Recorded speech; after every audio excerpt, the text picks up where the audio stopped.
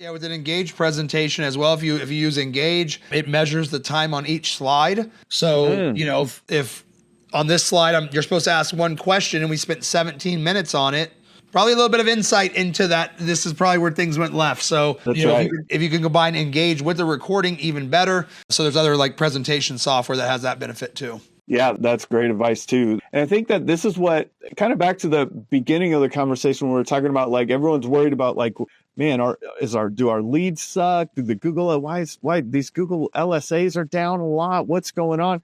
Like a lot of times the juice isn't in your marketing. The juice is in the process from the time the phone rings through that sales conversation. And you could have big gaps there that make your marketing spend very inefficient. And so getting really detailed and for those of you that have never gotten this detailed, this is who you're competing against. So put some effort into it. You can't just go out and hire people and hope. Yep. It's not a good business strategy. It's tough. Yep. Another piece of advice I'd give during this time period would be speed as well. The old saying, time heals all wounds. The first time you have that little water spot on your ceiling, it's the end of the world. Your house is collapsing. Do we have to get a hotel tonight? 3 days later, it's just a little brown spot. A week later, it's like, hasn't that been there the whole time? It was there when we moved in.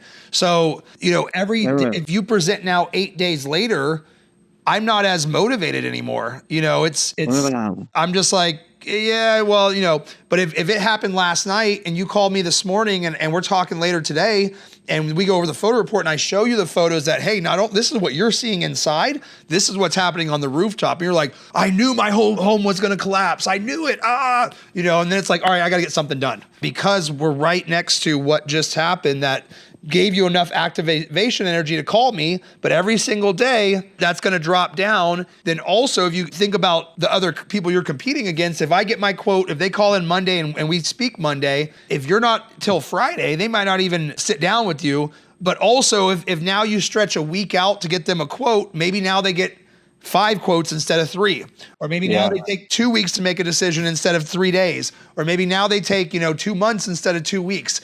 You're giving them the perception and kind of the permission to take longer to make that decision. You're like, hey, it's not a big deal. Versus with us, it's like, no, your roof is leaking. That's a huge deal. We should get this taken care of tomorrow. And they go, okay, yeah, I want to get it taken care of tomorrow. Okay, now I'm matching your urgency.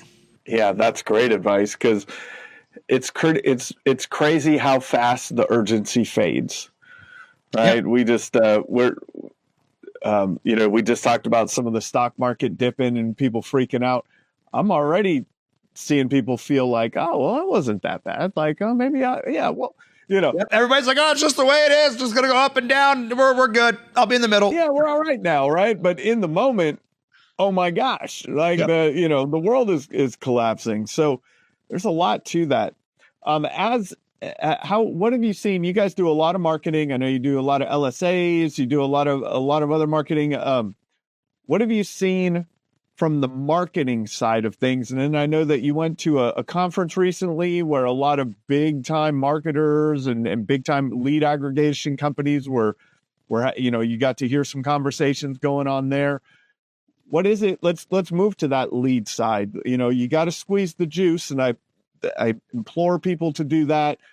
Create the urgency of everything that you get. Make sure that you treat that as the last lead you'll ever get in your life. But now, what's the landscape looking like from the lead gen side? Yeah, I mean, from us personally, we're seeing a huge drop in the number of leads. Whether you want to look at it as, my cost per lead has gone up or LSA leads have gone down. Either way, it's both an indication that less people are buying stuff or even less people are even looking to potentially buy stuff. And I went to LeadsCon, which is, the roof con just for leads. Didn't even know it existed, but it was actually really cool.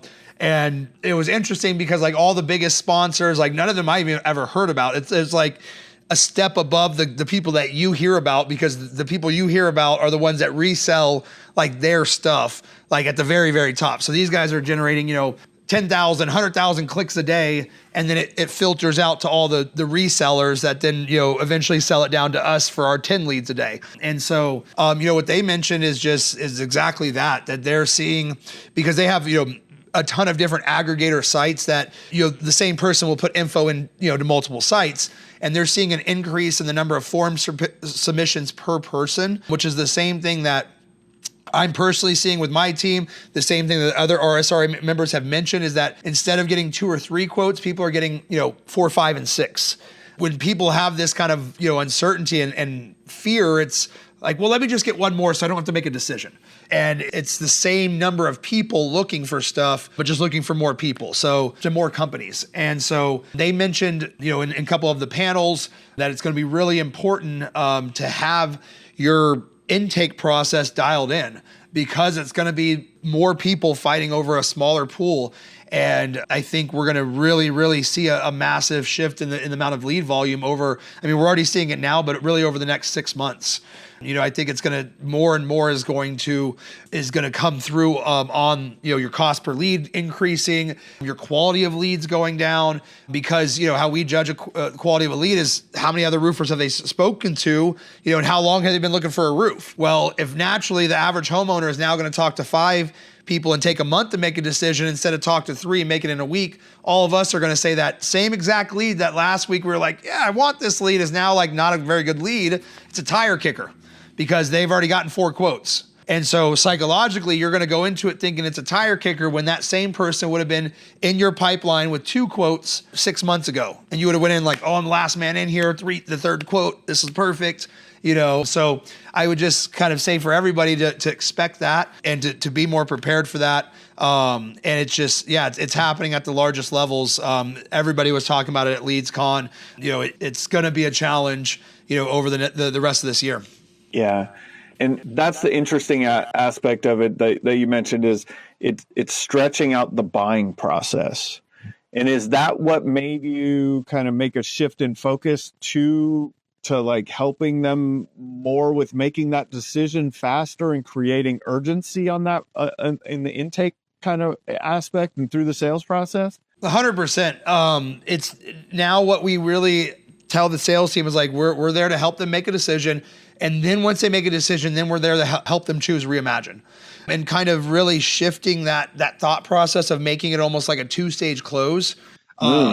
And spending even more time on the front end of talking about those things. And also, Jordan Belfort talks about it, is being honest with yourself, meaning when you ask a question, listening to the true response. And a lot of times in sales, they'll go, okay, yeah, this looks great, I'll call you back. And you're like, you hear all this fear and trepidation in the voice, or you see it like if you're in person, but the words say, great, I'll call you back. And you just, deep down, deep down, you know that is not a firm call you back. That's not a good way to end.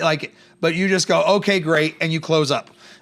Or asking, hey, based on this photo report you just looked at, how do you feel about your roof now? Oh, it doesn't look good. Okay, great. And then you're moving on instead of hanging out like, well, do you see why a repair might not be possible? Like, do you really understand what we're looking at here? Did you get a chance to watch the video beforehand, and getting them to really understand that they have to get a new roof if that's the situation, or they have to make the repair, or they have to open the claim, whatever it is. And then once they've decided, okay, I have to open the claim, or okay, I have to replace my roof, then we can talk about, okay, here's why we're the best solution for you. But we have only really talked to customers in the past that had already made that decision. There was always some on the fence, but it was like 10, 20%. And now it's more than half. And it's the same, like on the metal side as well. We've added in conversations with the homeowners that, hey, if you're like, a lot of my homeowners now, they're a little bit unsure about making this large of an investment. Would it be helpful if we looked at shingle quotes as well? And a lot of times they're saying, yeah, I just didn't want to bother you guys with a shingle quote because I know you guys specialize in metal. Basically saying, hey, I'm at the Lamborghini dealership and I feel like a bum asking for a Ford. And we got to be like, no, I got Fords in the back too. Don't worry. Yeah. We're hiding them. We're hiding them back here, but we got them for you. Nice Ford Focus if that's what you're looking for. I'm just trying to sell you a car, Either way, you got to get the roof, but be willing to have that conversation and ask that question, just be a lot honest and straight up and say, hey, a lot of people are struggling with this decision. Are you in that same boat?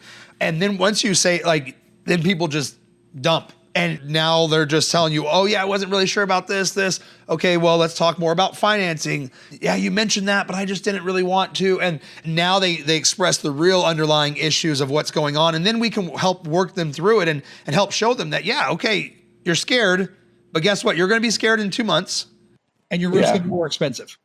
So what do you want to do? It's just, there's no real other path. If you have a 21-year-old roof and you're going to live in this house for the next 10 years, there's no other solution besides getting the roof done. And anything besides doing it, in the next 7 days puts you at risk. I think there's another side to this that sales reps in this industry are going to push on.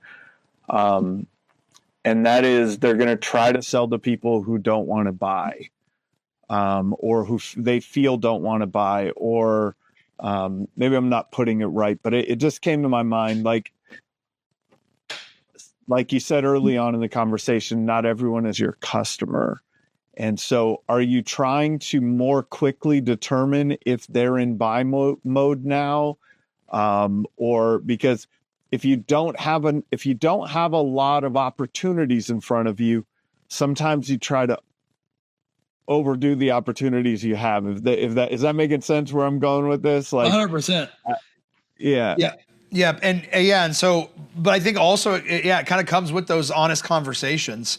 If you're following up with Billy Bob for the 92nd time, are you really having an honest conversation when you talk to Billy Bob? Are you having an honest conversation with yourself? Or deep down inside, do you know that Billy Bob's not signing for this roof and you knew that, 13 contact attempts ago, but you don't have many other leads, and you don't feel like knocking doors, and so you're just going to keep calling Billy Bob, And I think during these times, whether you're a business owner or a sales rep, you really have to focus on being truthful about what's in your pipeline, both for crews, for employees, for overhead, for salespeople. Like if you don't have enough of a pipeline, you need to be calling on general contractors or builders or insurance agents or, real estate agents, wherever else you'd be normally getting a roof from. You might need to do a little bit more prospecting. If you're getting all of your leads provided for you right now, you might need to be prepared that it's going to be 60-40 in the future, because consider yourself lucky that you've gotten all those leads up to this point, but your company is probably going to struggle to continue to keep that.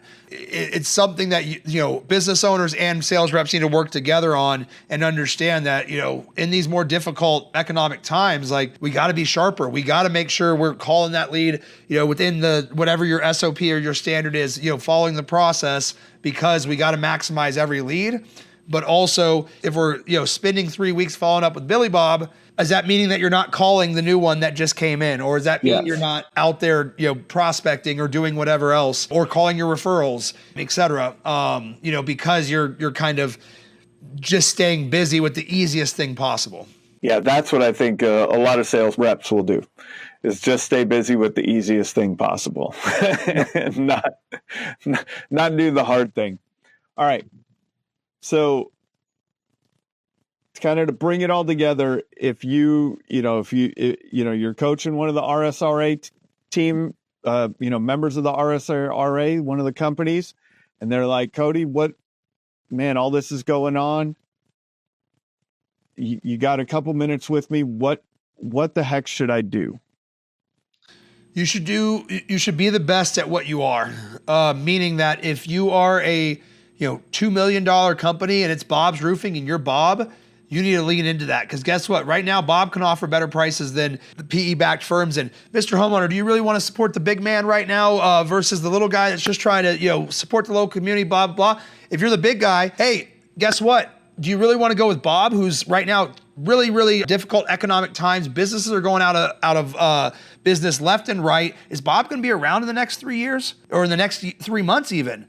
You can't be Bob trying to be the big guy, and you can't be the big guy trying to be Bob. You have to just be who you are and then really maximize that. Be the best version of whatever size company you are, whatever your go-to is, whatever your story is, whatever makes you special and the best. There's something that you do better than anybody else in your market, or top 5 or top 3. Figure out what that is, scream it from the rooftops, no pun intended, and let every customer know, if you want this, this is what I am. Don't try to be something you're not, because customers now are even more guarded in the last 90 days. And so they're going to be even more suspicious. They're going to, and if you're not honest, you're not truthful, if they, see through it, they'll never go with you. So better to be, true to yourself and just be, unabashedly what you are. And then customers will love the authentic nature of it. And some want to buy from the big boys, some want to buy from the locals, some want to buy from the mid people, some want to buy online, some want to buy, sitting in somebody's home. Some want to buy Owens Corning, some want to buy JF, but nobody wants to buy from somebody that's a liar or somebody that's not honest. And you can only fake the funk for so long, and you just can't do it reliably. So just be true to who you are, lean into it, be even more of who you are right now, and be even better what you can offer, step it up even more, and try to put some things out there that make you unique and that really, emphasize what makes you special as a contracting company.